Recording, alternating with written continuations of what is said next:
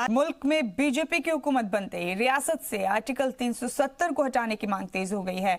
इस सिलसिले में जहां बयानबाजी का सिलसिला जारी है, वहां कई तंजीमों ने एहतजाजी मुजाहरा करना भी शुरू कर दिया है। जम्मू में डोगरा फ्रंट ने आर्टिकल 370 को जल्द हटाए जाने की मांग को लेकर एहतजाजी मुजाहरा किया।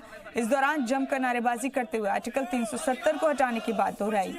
मुजाहिरीन ने कहा कि वजीर आजम मोदी ने कहा था कि हुकूमत बनते ही दफा 370 को हटाया जाएगा, क्योंकि आर्टिकल 370 की वजह से कई लोगों के पास स्टेट सब्जेक्ट होने के बावजूद भी उन्हें उनका हक नहीं मिल रहा। लिहाजा डोगरा फ्रंट ने इस एहतजाजी मुजाहरे के जरिए सरकार से जल्द आर्टिकल 370 को हटाने की मांग की।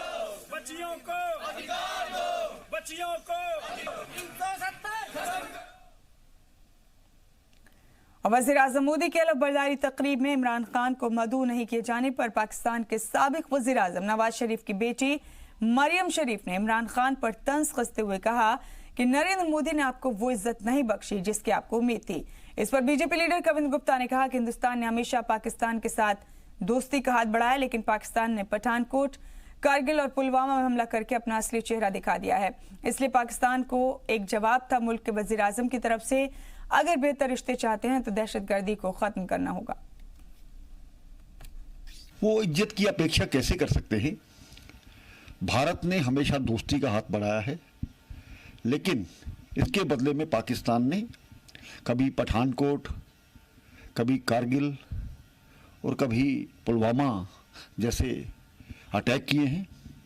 अब विश्वास नहीं रहा, भारत को नहीं पूरे विश्व को पाकिस्तान आने वाले समय में स्वयं खत्म हो जाएगा। और जिस प्रकार से अंतर्राष्ट्रीय स्तर पर उसके रिश्ते बिगड़े हैं, उसका एकमात्र जो सहायक था चाइना, आज वो भी उसके पक्ष में नहीं खड़ा है और भारत की हमेशा कूटनीतिक जीत हुई है। मुझे लगता है कि पाकिस्तान को अभी भी समझना चाहिए। और साबिक डिप्टी सीएम कविंद्र गुप्ता ने कहा कि बड़ी खुशी की बात है कि डॉक्टर जितेंद्र सिंह जी को पहले वाली वजारत दी गई है, क्योंकि उन्होंने वजीर रहते हुए अवाम के लिए बहुत काम किए थे। बहुत से ऐसे प्रोजेक्ट अवाम के सपोर्ट किए थे जो अवाम के लिए फायदेमंद थे, जिसकी वजह से अवाम ने उन्हें इलेक्शन में कामयाब बनाया। नेशनल कॉन्फ्रेंस के साथ इत्तेहाद करने पर उन्होंने कहा कि आइंदा असेंबली इंतखाबात में नेशनल कॉन्फ्रेंस को कितने वोट मिलेंगे तो इसी से पता चलता है कि नेशनल कॉन्फ्रेंस ने लोकसभा इंतखाब में महज 5% वोट हासिल किए और बीजेपी ने 50% वोट जम्मू से लेकर जीत दर्ज की और मरकज में एनडीए की मजबूत सरकार बनी। कांग्रेस की जानिब से लीडरान को टीवी चैनल पर होने वाले डिबेट में जाने से रोके जाने पर कविंद्र गुप्ता ने कहा कि कांग्रेस अवाम के बीच जाते हुए डर रही है, जबकि बीजेपी की पॉलिसी से अवाम मुतमईन है। भाग्य का विषय है कि प्राइम मिनिस्टर ऑफिस में जम्मू कश्मीर का हमारा मंत्री बैठा है। पिछली बार जो साइंस और एनर्जी प्राइम मिनिस्टर ऑफिस से जुड़ी हुई जो कार्रवाई जो काम है, इसके अलावा नॉर्थ ईस्ट का जो मंत्रालय अपने आप में बहुत महत्वपूर्ण ये महकमे थे, उसी का परिणाम है कि साइंस और एनर्जी में हम आगे बढ़े हैं। इसके साथ ही नॉर्थ ईस्ट में हमने सब जगह सरकारें बनाई हैं और